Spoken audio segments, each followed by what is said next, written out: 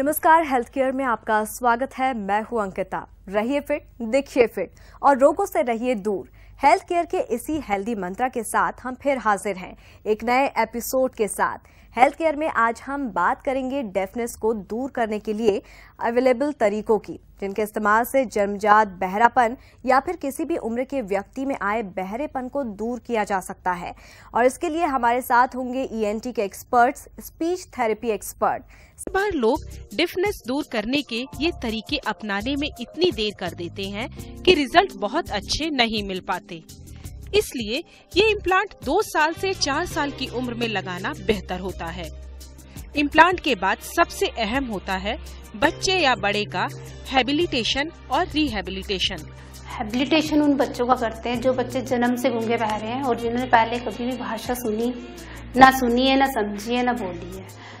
उनको हम क्या करते हैं, इम्प्लांट कराते हैं। इम्प्लांट के बाद वो इलेक्ट्रॉनिक वॉइस है, उसे हम थेरेपी के थ्रू धीरे धीरे समझाते हैं कि शोर नहीं है, ये इसका कुछ मीनिंग है।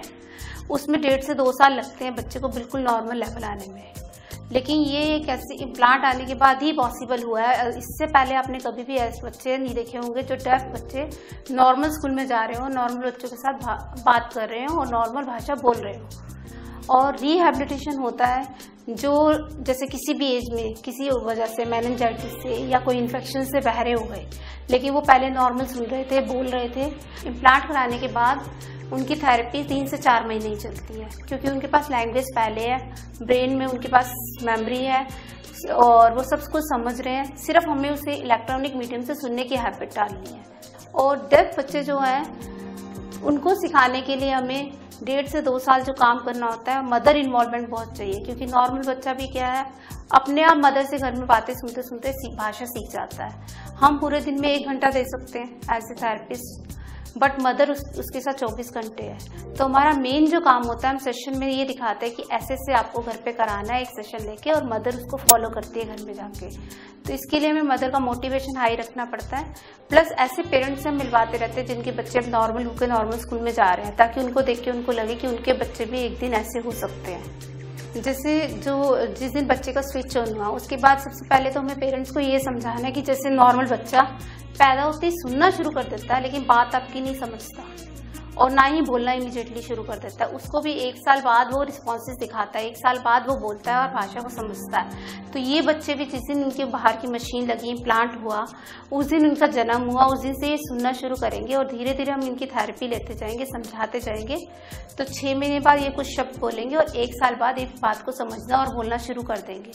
तो इसके लिए पेरेंट्स को पेशेंस रखनी है और इसीलिए हम बार बार बीच बीच में काउंसलिंग सेशंस लेते हैं। जितना थेरेपी इंपॉर्टेंट है उतनी पेरेंट्स काउंसलिंग इंपॉर्टेंट है और दूसरे पेरेंट्स से इंटरेक्शन।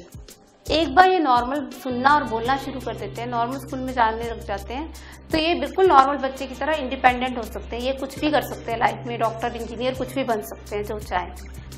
तरबूज। सुनना, सुनकर समझना और फिर बोलना ही सही तरीका है सही रिस्पॉन्स करने का, जो इम्प्लांट और हैबिलिटेशन संभव बनाते हैं।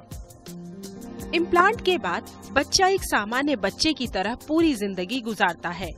बस जरूरत है परिवार वालों की जागरूकता के साथ आगे आने की, क्योंकि आज भी अवेयरनेस की कमी के चलते बहुत से बच्चे सुन और बोल नहीं पाते, जिसका काफी हद तक कारण है इलाज में देरी करना। अर्ली डिटेक्शन और ट्रीटमेंट हर डिफनेस के शिकार बच्चे के लिए वरदान साबित होते हैं।